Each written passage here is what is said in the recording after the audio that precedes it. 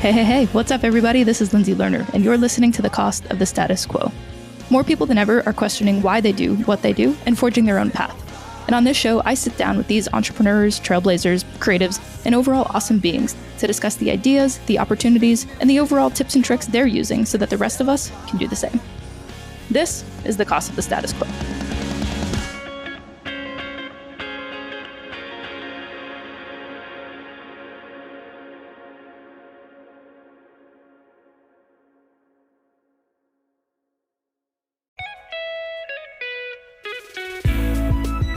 Elevate your sound game with Filtrate, the perfect upgrade for your recording or office space. Our producer Andrew has been pushing for a better recording environment. Say goodbye to basic egg crates and hello to stylish felt tiles that not only reduce 35% of ambient noise, but also show off your unique design sense. And the best part, these tiles are made from recycled bottles, making your recording space both stylish and eco-friendly. Get 10% off at feltrate.com with code CSQ10. That's CSQ10. Let's give Andrew and you, our listeners, the top-notch sound that you deserve while making a positive impact on the planet. Share your creative Feltrate designs with us and join the sustainable sound revolution.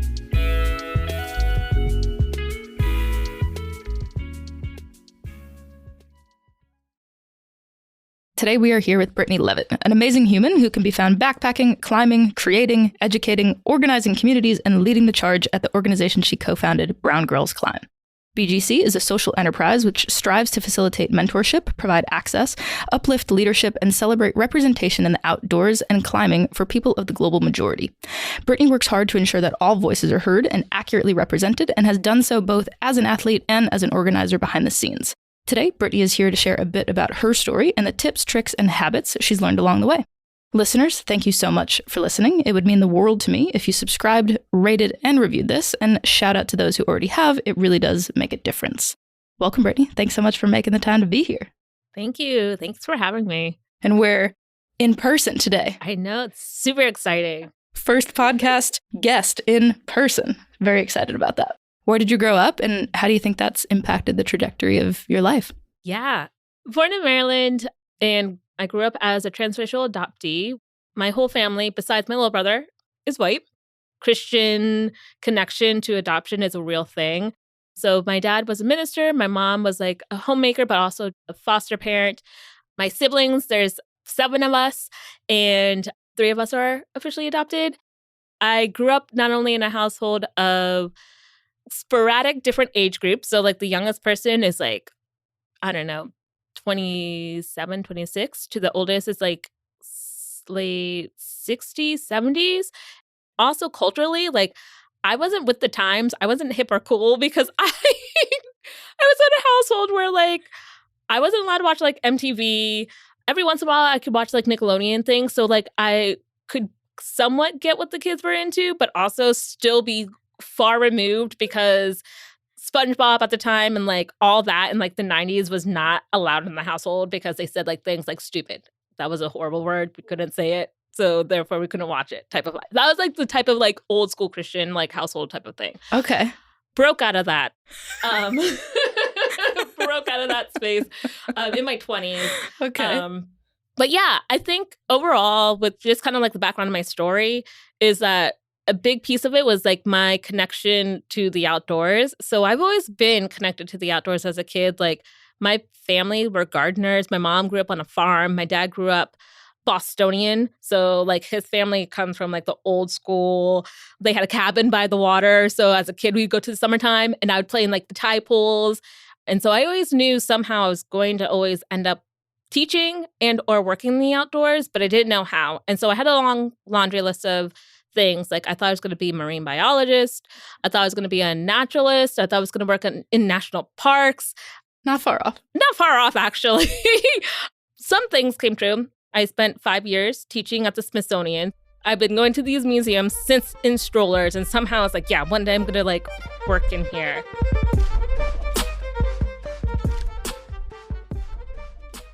I like checked out in high school. I think I was just like, I don't know what I want to do, but I have a laundry list of things I want to do.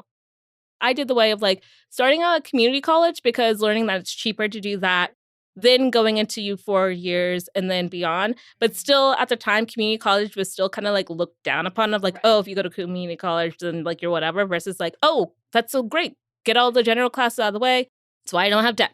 Intertwining like relationships. I was seeing someone in high school, broke up, and like that was my first love, breakup, blah, blah, blah. The heartbreak. The drama. And like I told my parents, I was like, I don't think I'm ready to go to college because I don't know what I want to be, and I just don't feel well.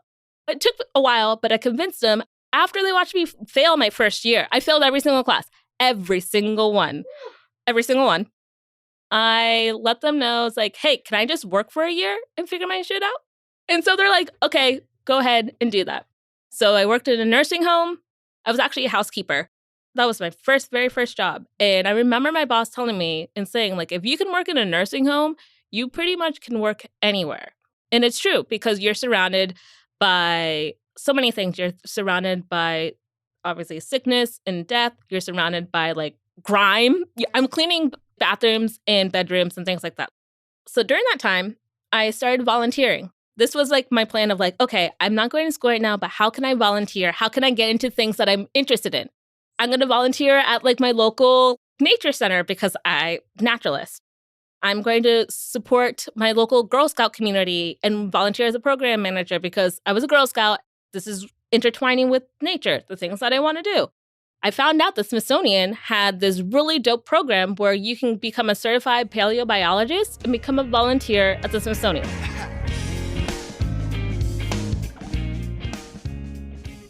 I live 2 hours away. I was on the Eastern Shore of Maryland. So it was 2 hours away, but I had a car. And I literally sat in my boss's office. I was like, I have a proposition. I'm going to work the weekends if you let me have Monday off so I can go take this volunteer course for free. I'm not getting paid, for free. And they let me do it. It was maybe for 2 months. From those 2 months, I got my certification. So I started volunteering at the Smithsonian in the Paleobiology Hall. Because in my mind, I was there. I was right there. So because I was doing that, I got to volunteer in the dino lab, understanding bones. Not all the castings are always out on display due to just like being old, sun protection, and things like that. So we would create cast moldings. And you can always tell the difference between what is like the real bone of the dinosaur and what's the cast bone. So I got to work on the replica of the Triceratops that's in the Smithsonian standing, making the cast molding. I did that. And then I saw that they had a school there. And I was like, whoa, this is really cool. I really love education and teaching. I should focus on early education. So what I spent most of my time in community college was take early education courses and became an associate in early education.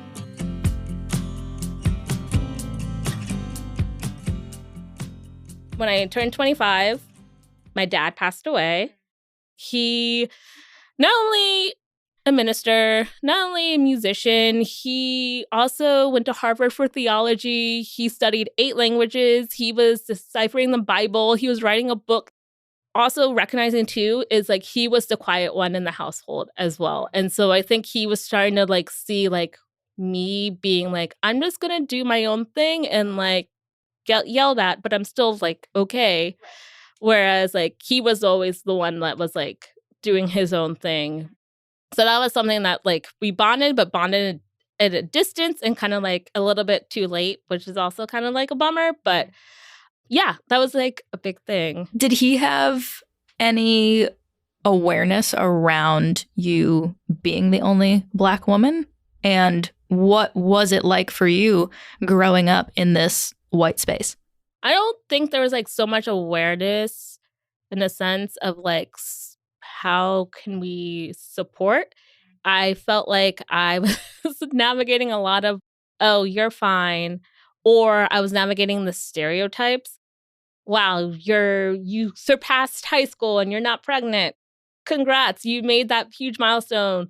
Or getting like those small things of like being considered a good one because of the way that I spoke. But mainly it's because I was quiet and I was afraid to do anything, honestly. Because I think every move I made, I felt like I was getting in trouble. But in reality, I was doing just like what my siblings were doing and or trying to navigate that space. Knowing that I didn't really, sure, like in the churches, like I was surrounded by like other Black folks, but it was actually hard for me to interact because I didn't understand how to do so in a way where like a lot of folks in the adoptee community talk about is like having a space for community to come together and be strives for why like doing community work is so important to me and creating spaces is like that reality of like, oh yeah, I grew up not even understanding my own culture until like maybe my late 20s and like had to do like a rush education of like things because yeah, I wasn't even allowed to listen to my own music. Listen to hip hop was not a good thing. In reality, it was like I love like listening to hip hop. Maybe that's probably why I listen to a lot of rock, but also in reality, history wise, I was like, I learned of like how we in our community created all these genres of music and like how we have a place. So that was another big thing. Being like considered, quote unquote, I put air quotes around this, the weird one, like at school was a thing, especially in the small town, because like I was wearing like the Chucks and the layered like novelty tees and band tees and the Vans and dyeing my hair and like a lot of people seeing that as like considered air quotes being white, when in reality it's like, oh, I learned just like not just now, but like, oh, I learned like, no, Black people have been part of like the punk scene and like rock scene forever. But I didn't know that because I was never like taught those things. And so every day I feel like I'm breaking new barriers and breaking things down of like just being. I wish that my hair was never relaxed because my curl pattern is so curly. As a child and like looking at old photos and seeing like, oh wow, like my hair was curly. And the reason why mainly my mom relaxed my hair was because it was like easier to manage versus like taking the time of like understanding my curls. And like for the longest time, I thought my hair was never growing because my hair was so curly. I learned how to take care of my hair properly when I was like 25, 26.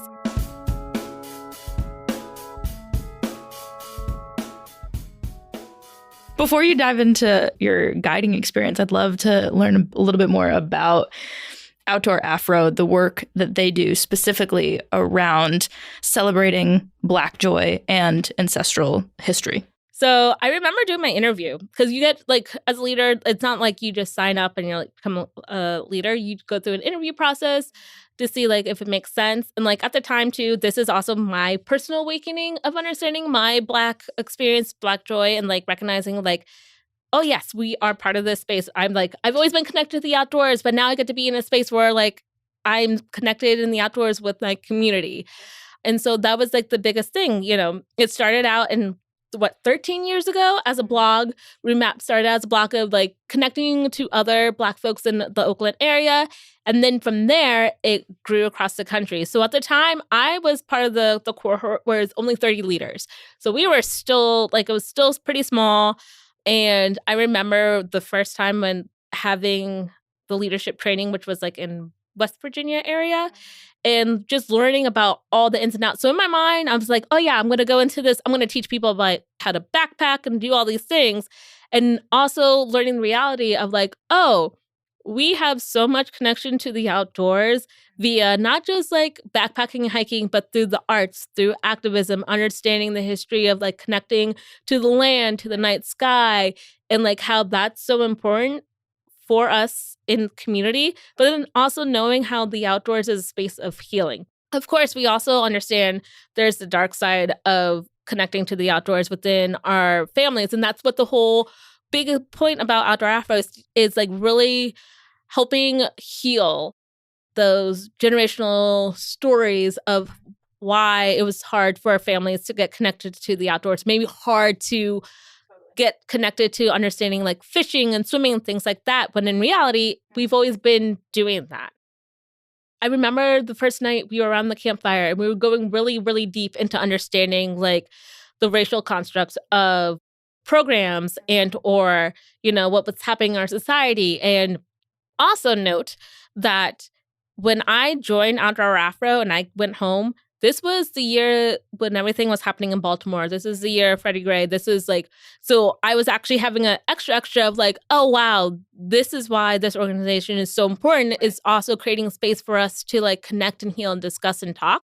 That whole time, just around the campfire, I just sat quietly because I was just like, wow, I've never been able, not only been part of these type of conversations, but never really understood how like important these conversations are, being part of these conversations, late in life, learning about all of these great folks doing amazing things, not only currently, but like in the past too.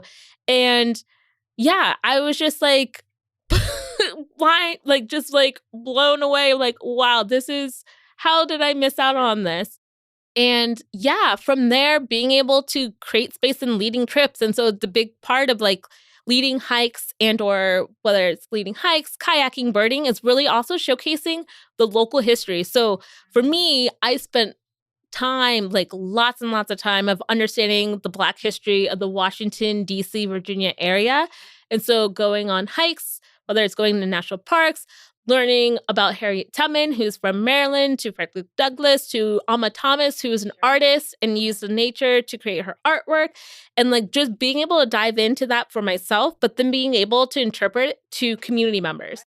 What's so beautiful about Outdoor Afro is like intergenerational connection is so, so key. So not only are you having families, but you're having folks like the elderly who are just getting connected to the outdoors, but they are finding their space and community.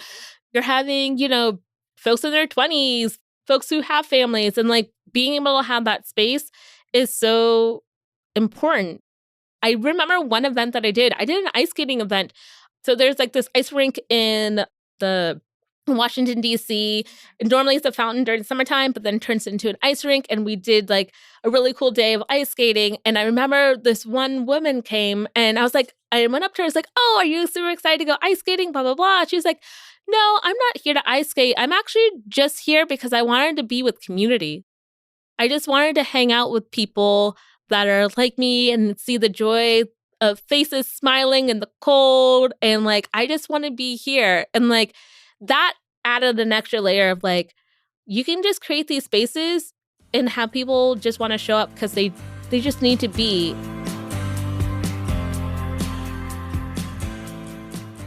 Outdoor Afro taught me so many things. Also how to celebrate our community too, and like really utilize the work that we all are doing. And I got to do that for 7 years. I got to advance my roles in different ways of being like a regional leader. So supporting other leaders of navigating their space of like, how do you start meetups and things like that. And 2018, I applied and got to join the Outdoor Afro Kilimanjaro team. So we were the first African-American team to climb Kilimanjaro, which was like a really, really big deal and super, super, super dope experience. And so I got to spend, for my first time, overseas, like almost a month in Africa, just embedded in community and like history and connection and also I trained in Maryland, so I ran a lot. Yeah, so you can fly out to like Colorado and do altitude training, but at the time, like I said, I was a preschool teacher working at the Smithsonian. There's an RAI article that I wrote about like finding your own summit because at the time I made it to 17,000 feet elevation on the night we were heading to the summit. High winds. It was not fun. I hate the cold and I didn't summit to the top, but like I still climbed. I was still on that mountain for a full week. So I tried to tell people that it's like the summit part is like a very short, like 24 hours where like you are literally spending like a full week alchemating, climbing up, climbing down. And like, I'm like, that is like the most beautiful part is just being able to go through the different like environmental changes because on Kilimanjaro, there are 4 zones. You go through the jungle, the alpine, the Arctic. I'm missing something. I'm missing one of them. But you're going through all of it. Yeah. And so, yeah.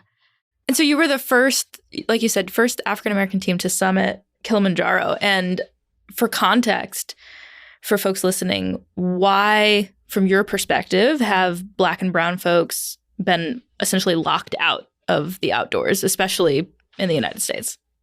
from the time that we got here to the 50s and 60s in a sense of dominance.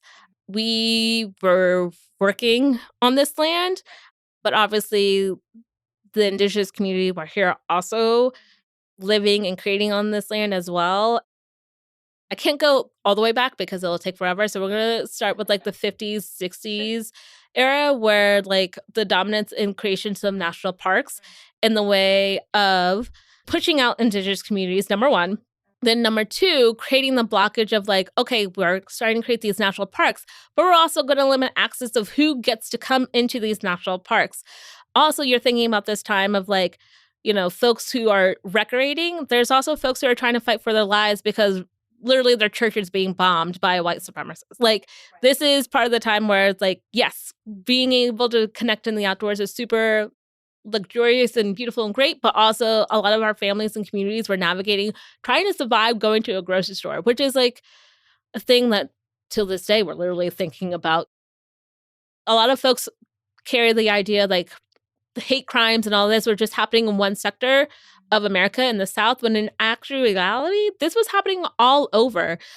And that is why the Green Book was created. So as folks were trying to navigate and finding peace and connection to the outdoors and traveling, and also just traveling for safety, this book was created for folks to be able to navigate, whether learning what national parks would allow you to go in, to learning what are going to be the best campsites, what's going to be the safest hotel, what's going to be the safest restaurant. And so at the time, these were just extra steps that a lot of folks had to take. And oftentimes were like an extra thing of thinking versus being like, oh, yes, we're going to put the family in the car and we're going to go to Yosemite and it's going to be a blast.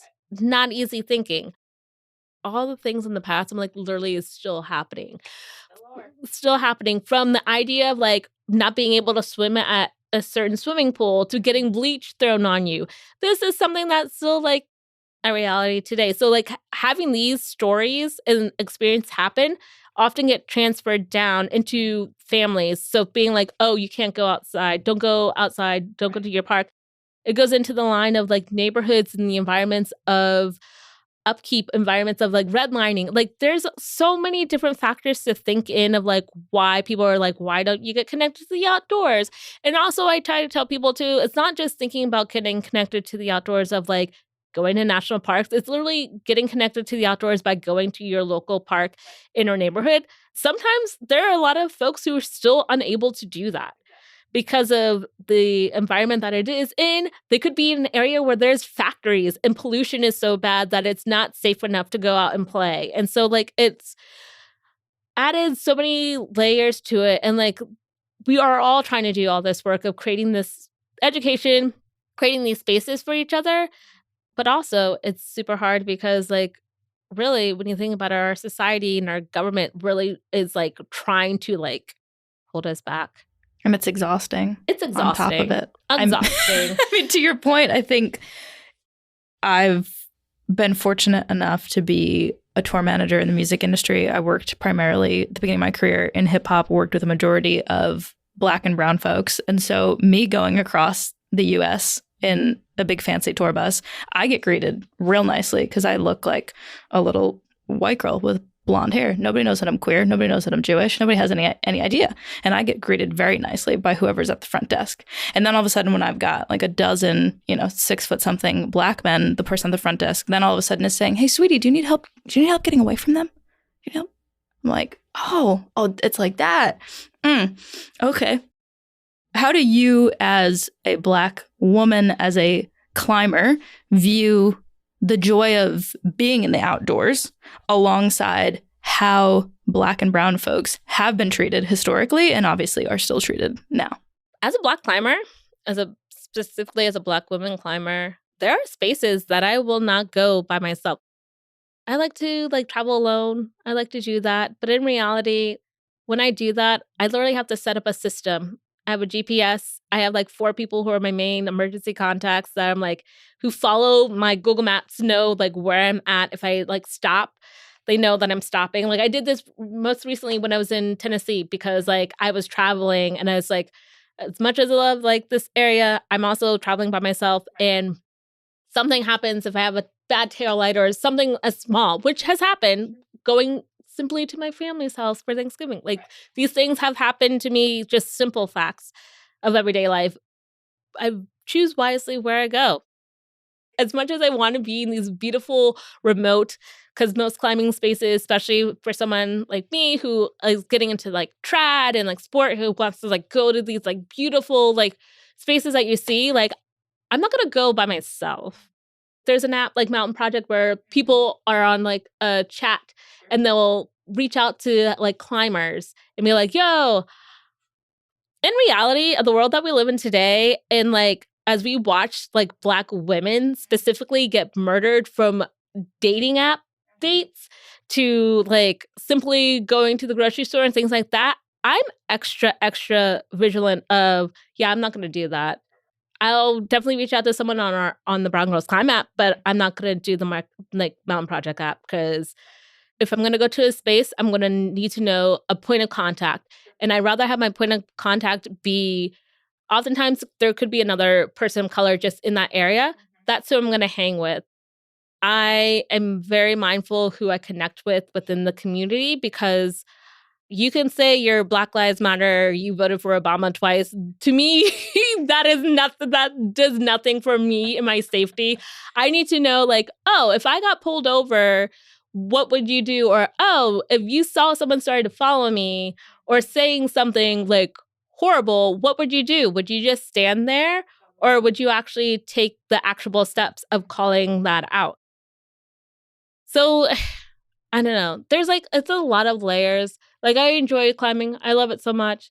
But also, I stick with the people that I know and I trust. I appreciate you sharing that and sharing your perspective. And I think that that's something that a lot of people do have the privilege and luxury to ignore. And that's something that, like, I personally would love to have more conversations with people about, to have that recognition of, hey, you know, it's an honor and a privilege to be able to be in this space, to be able to take up this space, to be able to be in the outdoors. And I think there needs, in my opinion, needs to be more of that honoring of those, to me, sacred spaces, and being able to take care of not only ourselves, take care of each other, take care of the earth in a more meaningful way.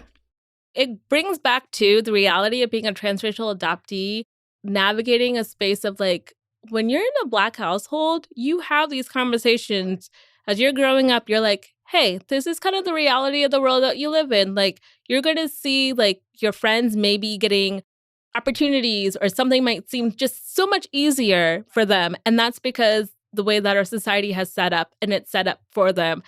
We have to work and learn how to navigate it in a way where we're not losing ourselves, but also still have to be safe.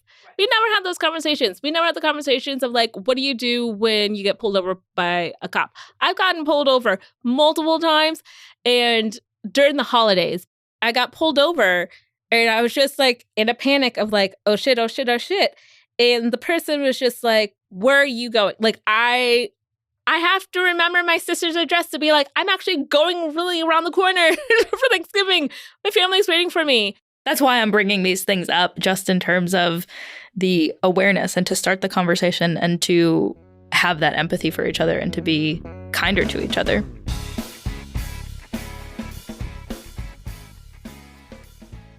And I think all of that is presumably what led you to starting Brown Girls Climb.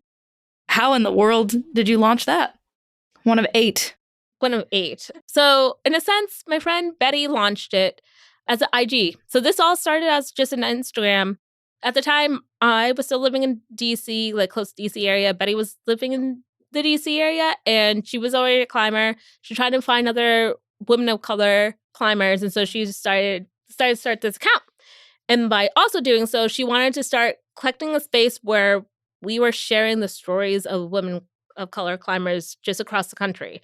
And so that's what it started out to be, is just being able to share like what amazing things that folks are doing, and like how we can connect and see ourselves and be like, oh, wow, like I'm not the only person doing this. Like there are people like who are climbing mountains all over the place. Oh, wow, it's actually really culturally like connected to us and things like that. So then we actually didn't really meet until maybe like months later, like we were on like a panel for like Black History Month together, and we talked about like meeting up, and like she already knew I was doing meetups because with Outdoor Afro, and she was like, we can do a meetup. And so we did. We held our first ever meetup at like this bouldering area in Silver Spring, and one other person came. Also, at the time when I was learning climbing, I was only ropes. So this is my first time bouldering too. And yeah, I was just like, it was just us three of us, and we were like, okay, could be a thing. So slowly starting to move. The time Betty, who just loves to, like, she just goes out and like grabs people. So the national team, like the national founders, I was in their DMs as well, being like, yo, like, I see that you do this and this. And so from the first meetup that we started in DC, it started to kind of like spread. So then one of our other leaders, Monse, started hosting Monse, and another person named Jella, and Seisha started hosting in Colorado.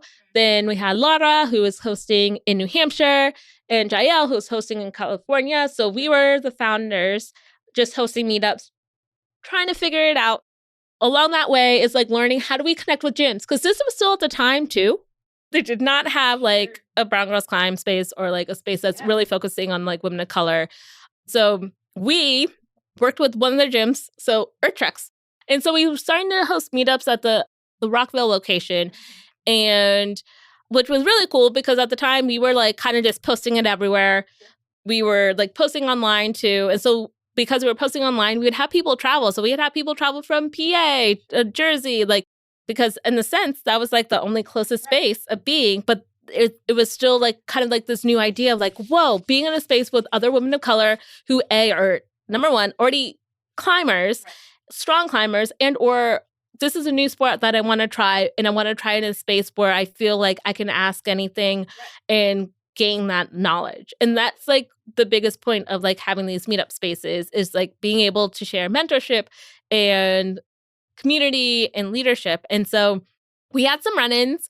We had like, the typical people being like, well, if you're going to start a Brown Girls Climb meetup, then I'm going to start a white man climb meetup. You mean every climbing gym in the United States? I remember to this day when that happened, because we made a sign, we posted in the gym, and this whole like dispute was going down. And so both Betty and I, we were kind of just like pausing. We're like, we're just going to let this happen. And we were like, we're going to see what the gym does, because that will kind of showcase of like, okay, well, if the gym's actually going to like be like, bye, then it's like, okay, cool. At least, accountability of like checking your members of like, that's not cool.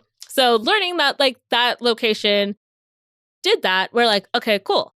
So we decided to like continue our partnership. How can we deepen our partnership? So that's like, oh yeah, we would like to be able to host like learn how to belay classes, to learn to top rope. We want to have a space where we can actually like have a space to circle up and like really dive into like knowing each other and creating like community.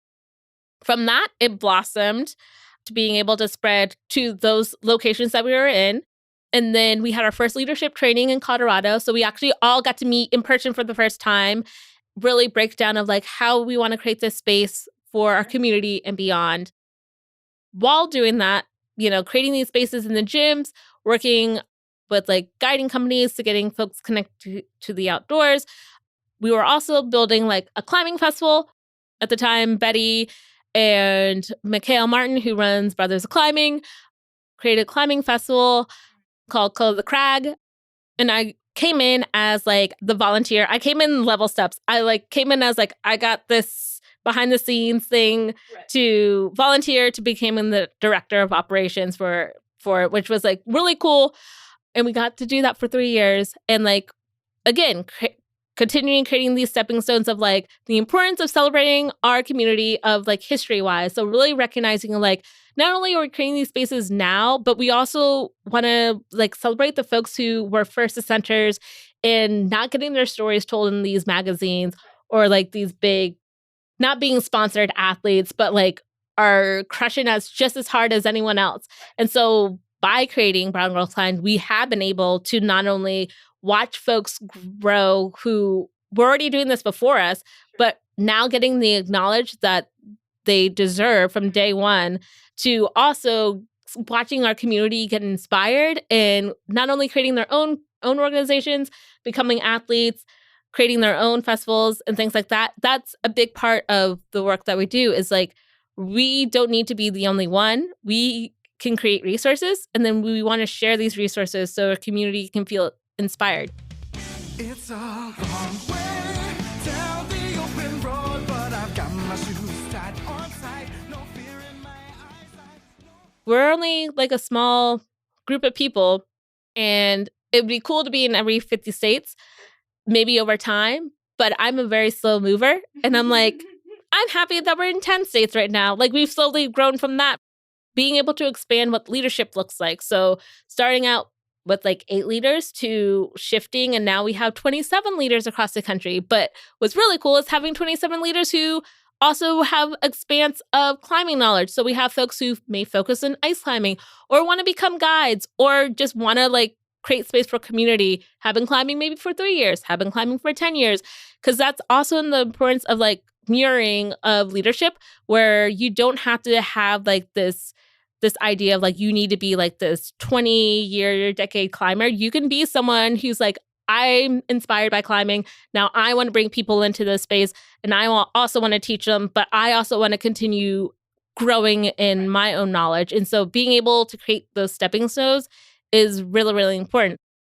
We have an extensive outdoor training program where our leaders get to choose whatever track they want to go when it comes to their climbing career. So we have some folks who want to become instructors and guides. So supporting them, getting their like high-end certification, because certifications in the climbing world and the outdoor world are expensive. And so helping to support that to folks who just want to focus on like the environmental world and like want to teach people leave no trace practices, to folks who want to focus on medical world of the outdoors and want to become WIFA instructors or first responders, to folks who just want to stick with the gym climbing world, but also want to expand their knowledge of like understanding top rope anchors and things like that. And so really laying out that foundation, as well as like, you don't have to go this one road of leadership aspect of Brown Girls Climb is really showcasing like how you want to show up and how you want to show up with your community, because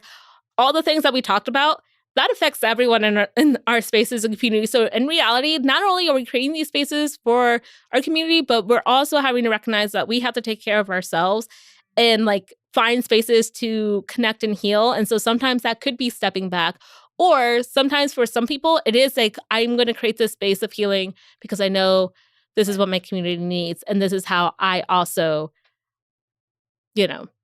For folks who are interested and want to support you in growing Brown Girls Climb or keeping it in the 10 states that it's in, whatever the goal is, what is the easiest way for folks to get involved and or contribute in a meaningful way?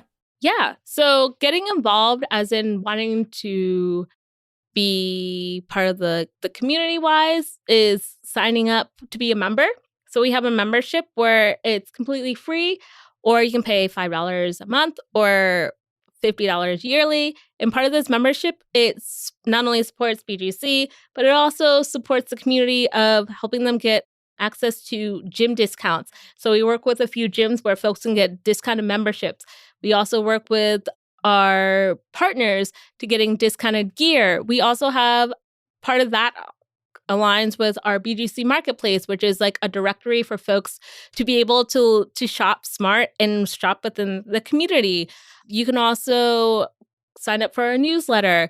Obviously, follow us on Instagram to learn about the ways that not only educating around climbing, but really educating about community, which is like a big thing for like support monetary wise. Like, we are transitioning into being a nonprofit. So you're able to donate, which is going to be super, super great. And donations, what it does is help support not only operations, but programs and workshops, and also supporting our leaders in leadership training. Before I let you go, we do ask every guest 2 questions. What is the worst piece of advice that you've ever gotten? And what is the best piece of advice that you've ever gotten? I'll start with the best. The best piece of advice that I've gotten is to not allow others to diminish your dreams. And it's easier said than done. We always want to say or allow people to say the smallest things and be like, okay, not going to do this. But in reality, let it happen. Let it happen. And like, if it doesn't work out, that's fine. But at least you gave it a try and you didn't listen to the people who were pushing you down. Totally. The worst advice. The worst advice. I think there's a way you can be extra and still be you. But when people are like, oh yeah, don't do that because like if you act like that, then they're not going to take you seriously. No. In order to feel good and to get the work that you want or the words or the actions to be done, you have to show up as yourself. So that could be that you're just hella weird and that's completely okay because that's me. So having someone tell you to like not be weird or to not be passionate in the way that you speak, that is not cool. I'm all about being weird and showing your true colors. The idea of like being in the outdoors, you have to look and or like dress in a certain way. And that took me a long time to realize that I don't need to always be in khakis and plaid to be seen as an important person. I could show up in my jeans and my docs and my band tee and still show people you're still outside. I'm still outside. My eyeline, like literally, I tell people like showing up as yourself is just like the best way possible. And it takes us a long time. We have so many things that are hitting us about not showing up and being ourselves. Being able to just be you, I think is like so key, and not letting anyone try to change you because that's going to fit the mold of something or fit the trend of what is seen as like a leader or like the palatable face. Like, don't listen to that. Thank you so much for being here. Thanks for having me.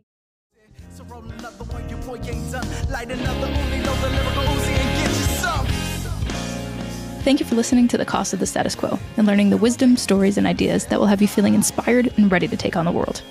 If you've enjoyed this, please remember to share, rate, and review. It means the world to me and the team putting it all together.